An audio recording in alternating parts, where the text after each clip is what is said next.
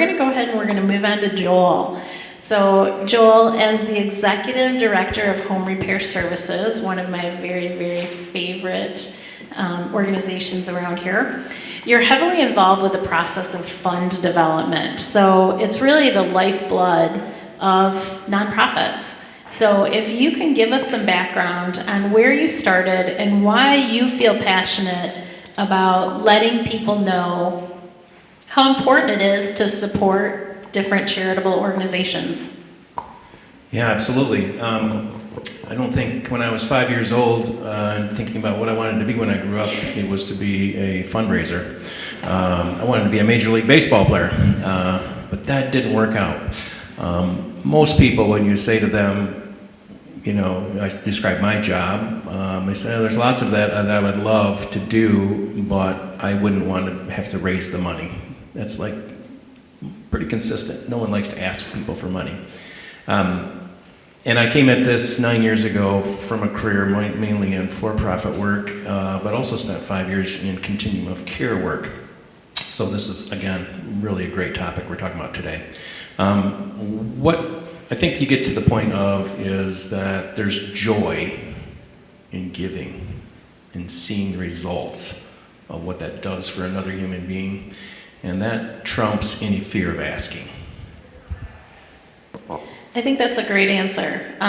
West Michigan, and certainly Grand Rapids in particular, have some really philanthropic roots. And with so many local things started by families, often that have names like Meyer and DeVos and Van Andel, I feel like it's easy to feel that only the wealthy are supporting most of the worthy causes around us. Would you agree with that, or do you see something different? Obviously, we are so blessed in our area. Believe it or not, Grand Rapids, Michigan is the second most philanthropic place in the United States. Any guesses what is number one? Salt Lake City, right? There's actually 6,000 nonprofit organizations based in Kent County, Michigan. That's an astounding number, isn't it? And we all need to raise funds to do good work, and it's because we live in such a generous community that that's possible. All of that work can't happen from a few families, and it doesn't. I have been astounded and just moved so often by the fact that regular folks are so committed to supporting local charities to the extent that they're able to. And for them, it's a meaningful gift.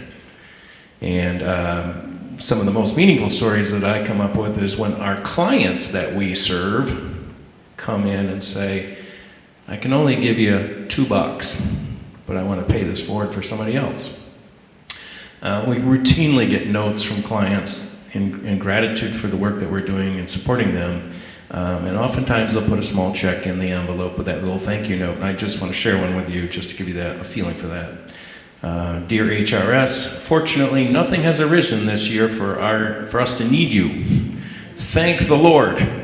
As we continue to age, there have been many medical issues that have financially impacted us, but we have managed to sustain. As we will not be able to attend your upcoming fundraiser, we wish to make the enclosed donation, and perhaps it might help an individual or family, which may result in their receiving assistance. Hopefully, it will put a smile on their face, and you'll be able to come to aid in their moment of assistance. Again, it's about joy, and it's about their ability to make a meaningful gift to them. And so 85% of the gifts, private gifts that we received last year were under $5,000, and the smallest was $2. So it is a wide participation rate that we enjoy in this community, again, because people care for each other. And that's why I think many of us have either moved here, or if you're like me, you grew up here, you've stayed here. Yeah, I agree, and I love seeing the idea of somebody just giving whatever they can, even if it's $2, because I think that all adds up. And in the last few years, I've really been surprised by the number of people that I have worked with that actually don't have any living family, to pass on their remaining items and sometimes even fairly substantial wealth. So what are the best ways that people can find out about legitimate organizations that they would feel good about leaving a gift to if they don't have family members? Yeah, that's that's an interesting spot to be in, right? Where your circle is shrunk to such a small level that there's just not an easy solution. I would always say start local. And there are many fine national charitable organizations to give to, but I think in terms of experience, that joy in seeing and being able to see the return on that, whether it's in your lifetime, if you start to make charitable expressions before you pass or afterwards, knowing that it's going to the local community that you grew up in or made a living in, I think that should be consideration. Just being aware of what organizations may have touched your life, or somebody you know, a neighbor you've seen them receive. So how do you find some connections to an organization? Do your due diligence and trying to sort out are they a good nonprofit to give to. Just do general Google search. It's amazing what you find when you put a name of something in that and in what you learn. Always visit websites, and I always think it's important that as much public access is possible. That transparency piece, do they have their financials on their website and other materials that can be validating for you? I would always say, can you find out who also gives to that nonprofit?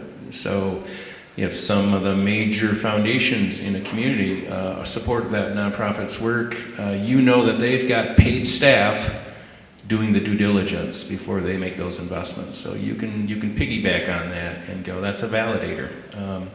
And there's other third-party organizations out there, GuideStar and Charity Navigator, were created for an individual donor to go to say, I'm going to type this entity's name into their system, and they have a star rating, and the more stars you have, the more trusted based on that third party's evaluation. Again, I would pay most attention to how transparent is the organization and willing to share their information. And then finally, place a call to the organization. Ask if you can speak to the leadership, whether it's the director of development or the executive director. I had a call similar to that last year, and said, could we schedule a meeting? They were careful. We're not the Rockefellers. That's fine. But we'd like to make a gift, and I think it was about a $5,000 gift. And of course, we're going to absolutely love to sit down and share with you about our work and hear from them what's going to be of interest to them. If they're not willing to have that meeting with you, I don't think they're for you.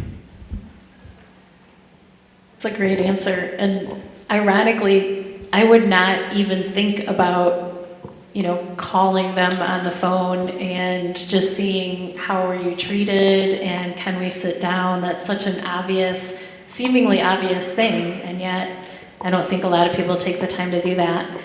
So unfortunately, when someone does give a donation during their lifetime, they are often bombarded by organizations that are both legitimate and sometimes some that might be downright scams. And what advice can you give families and individuals to make sure that they are giving to any organization is one of integrity? Yeah, again, as I mentioned, there's some of those third-party organizations that can be a helpful guide. Again, I would always, Better Business Bureau actually is a resource for as well. Again, the Google search, you can find a lot of information about different conversations that are happening around a charity. And then always, and I'm a big believer in this, word of mouth and referrals still matter a lot. So if you know somebody who may have been connected to this organization, go to their website and take a look at their board of directors. It should be published there. If you know anybody who knows somebody as a board of director, reach out to them and say, hey, what can you tell me about this organization? So it's a little bit of due diligence on your part, but the other one is how long have they been around? That does say something. When something's stood the test of times, ups and downs in economies, changes in leadership, and it speaks to the fact that it's sustainable, and that can be a really important validator. And I would just add on that, if it's a local organization, drive by. Check out what their offices look like. Don't ever just send money to a P.O. box. Don't ever simply respond to an online plea for money unless you are completely familiar with that organization and have done that before. We're hearing just more and more about how rampant these different scams are, and so just be wary of any time you're ever giving your personal information out to someone that you're not seeing face to face and at a physical address. And just add one more thing. Make a small gift first. If you have any concerns, make a small gift first and see how you are treated after you get that gift. And if you get any red flags, like I'm being inundated with more asks, or I was not thanked, or anything that would just give you any concern or pause, you've only made a smaller initial gift. Don't throw them, the huge gift without really being sure first. So we've talked a lot in this series about this concept of leaving a legacy. So this can certainly be done in numerous ways, but one of them is, of course, financial. And, in talking about that joy of giving, that's so important. And what are the exact tools and documents that are used at Home Repair Services for those who desire to leave what we call a legacy gift?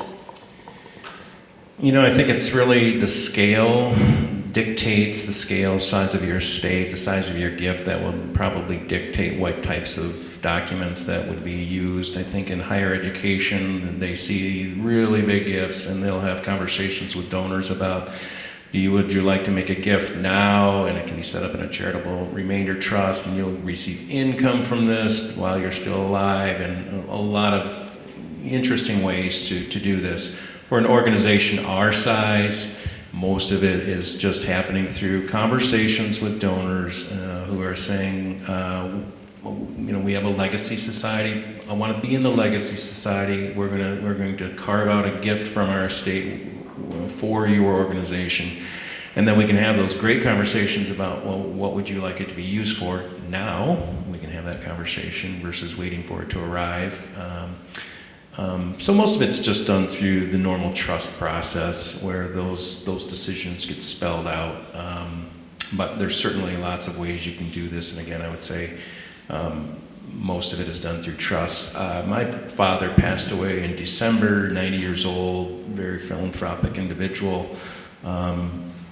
He made it very clear and easy for us as trustees as to what his charitable intentions were because it was expressed so clearly in his trust documents. The percentage of his estate that would go to charitable expressions, he listed how many, which ones, and what percentages that would those entities would receive. That was great. Loved it. Grateful to say Home Repair Services was listed as one of those entities. But the planning was there. And as an adult child, man, that's a gift. And then the final question. So when someone does choose to leave a gift, especially with like HRS, does it just roll into one big pot, or can you give some examples of ways that people have left gifts to be used for very specific, things that were more important to them? Absolutely. So the answer is yes. Yes, it can go into the big pot, but it's really about donor intent. So you had the opportunity as the donor to say, I want it to go to the big pot, and that would probably be phrased in maybe highest and best use by the leadership of the organization. So it gives lots of flexibility to somebody like me, and sometimes that's really helpful. You can also say, I want to restrict it or designate it for a specific reason, a specific program, a specific use of capital. And again, for somebody like me, that's really helpful. So we're going to hear you, we're going to listen to you, and then when you make your gift, obviously it will be restricted or unrestricted in that sense. And then the final category is you could set up, depending on the organization, a gift that would be endowed. So the principle of your gift would be held in perpetuity, and the organization would only benefit from the interest earned on it every year. And that's another way of, again, you talk about legacy, setting something up that says, not only am I going to make a gift from my lifetime of vocation to support this organization, it will always be working for this organization, and they will benefit from the steady stream of income over time. So, you know, we have lots of options of how you want to do that. My favorite recent story about restricting a gift came from a couple that we had known for many years, a smaller donor, but she received, through her parents' trust, a pretty sizable inheritance, and her father was a plumber on the east side of Michigan, and she had relocated here to Grand Rapids to go to college and stayed.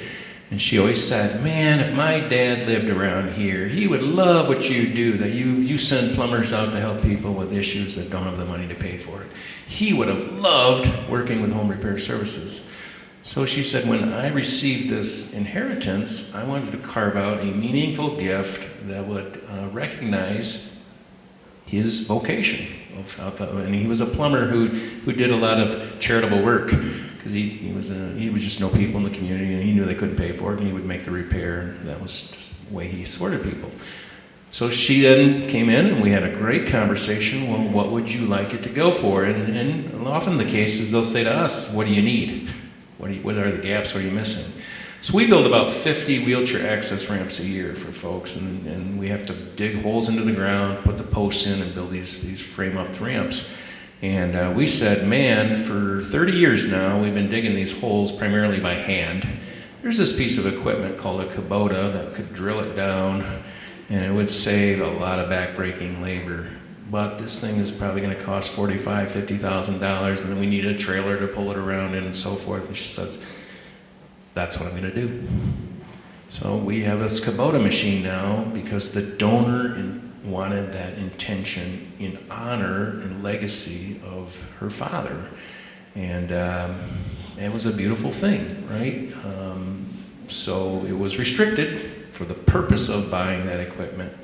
And that has saved 6 hours of construction time on each of the ramps that we do, and a lot, again, back pain for the team that does it. So it's just a great example of how you can be very intentional in expressing your desires, but also through the lens of a legacy.